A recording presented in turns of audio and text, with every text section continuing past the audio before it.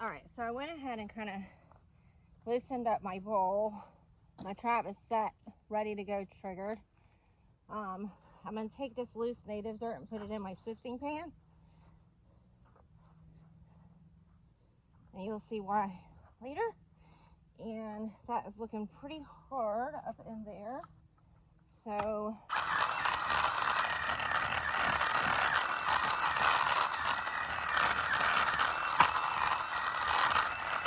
and I'm gonna need that extra dirt when I go to try to bury this chain. I am going to use a trap cap because I bed better with them. It gives me more confidence to really press down hard so they don't shift. Now I'm going to put my driving rod into the anchor and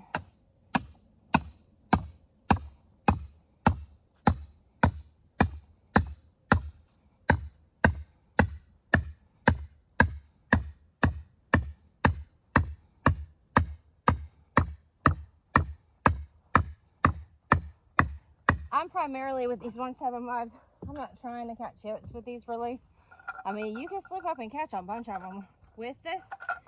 My trap cap came off. But I do want to test it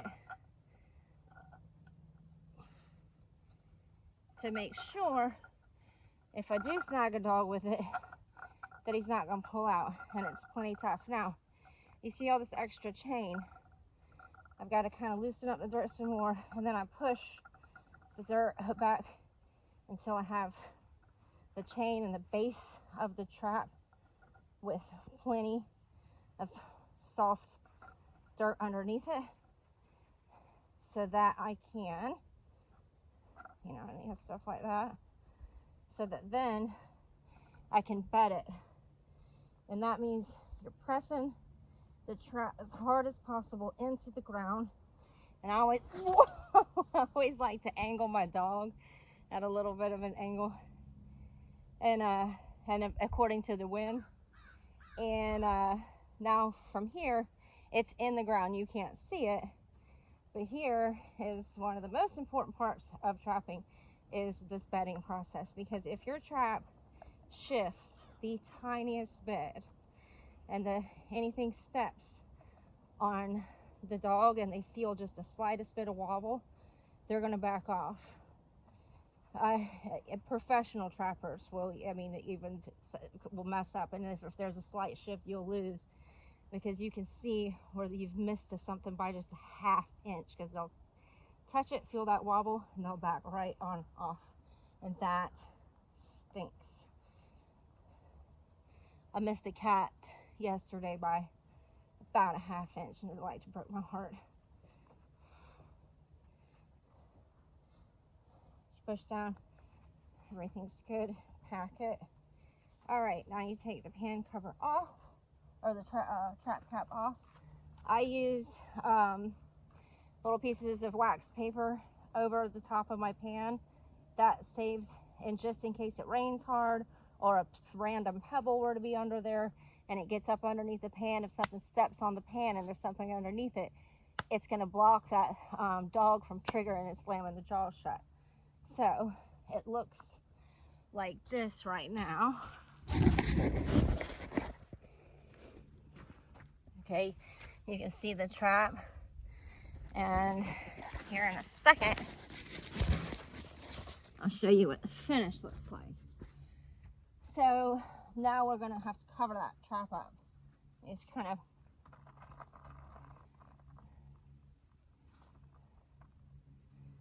then use your sifting pan.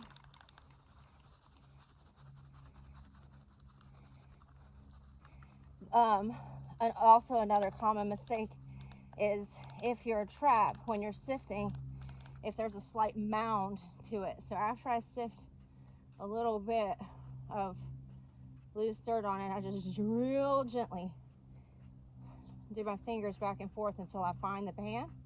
Sift all that dirt off to the side. So take out the mound concept of it, and I use the rest of my dirt and kind of fill in around And then a little bit more.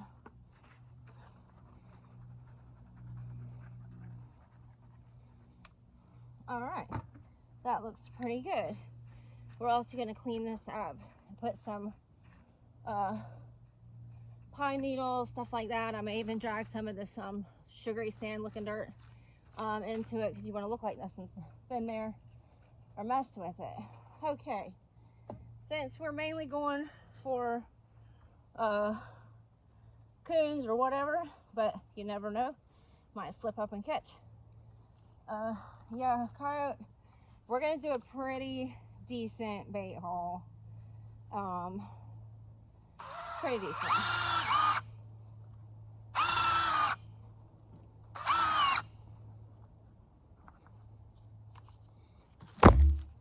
Whoops. And by decent, I mean they're gonna have to really stick their nose in there to get the bait. This bait hole is pretty dang deep. He's gonna have to work for it. I've been doing pretty good lately. It all depends on the season and just what's working for you. Been doing pretty good with just plain old venison, ground venison. So I'm gonna use that in my bait hole. And since this set, I mean, I could definitely slip up and catch a coyote, hopefully. I'm gonna go ahead and use a little bit of a lure on this backing area. And the backing just means like any sort of back edge where you know they're not gonna be able to come in from that side. And it just takes a tiny, tiny, tiny bit. So I've got my ground venison and I'm gonna put it way down in that hole. It only takes just a tad. And then I'm gonna take this. This is called Canine Force. It's made by Cavens. It's one of my favorite lure brands. It's good for coons, cats, and coyotes, and it stinks to high heaven. And I'm just gonna make a tiny, tiny drop just behind a leaf right there on the backing. And what that does, if an animal is traveling down this road and they don't pick up on the smell of that venison, that's going to turn their nose, that lure that I just put there, that's going to turn their nose to it, and they're going to want to investigate, and then got your butt.